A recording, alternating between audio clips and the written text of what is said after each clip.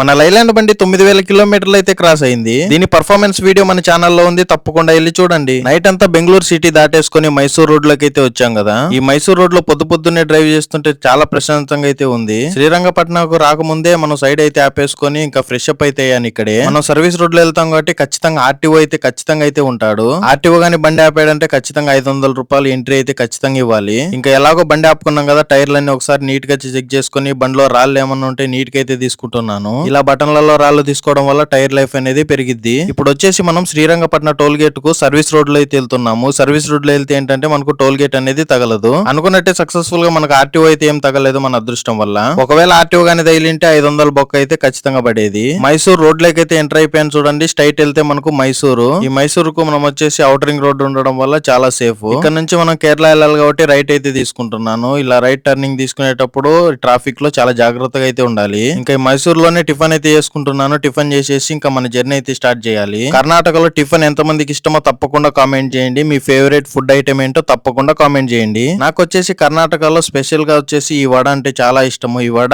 అలాగే ఈ పలావ్ అంటే చాలా ఇష్టము. ఇంకా ఇక్కడే టిఫిన్ తినేసి మళ్ళీ మన జర్నీ అయితే స్టార్ట్ చేశాను. ఇక్కడ నుంచి మనం ఎగ్జాక్ట్ గా చూసుకుంటే 300 కిలోమీటర్లు అయితే ఉంటది. ఈ రోజు సండే కాబట్టి అన్లోడింగ్ అయితే అవ్వదు కేరళలో ఎక్కడైనా గానీ. ఇక్కడ మనం టిఫిన్ తిన్నందుకు 45 రూపాయలు అయితే అయిపోయింది. కర్ణాటకలో ఎక్కడైనా గానీ మనం టిఫిన్ రేట్లు వచ్చేసి చాలా రీజనబుల్ గా అయితే ఉంటాయి, చాలా టేస్టీగా అయితే ఉంటాయి. మళ్ళీ మనం నెక్స్ట్ వీడియోలో అయితే కలుద్దాం. అందరికి టాటా బాయ్.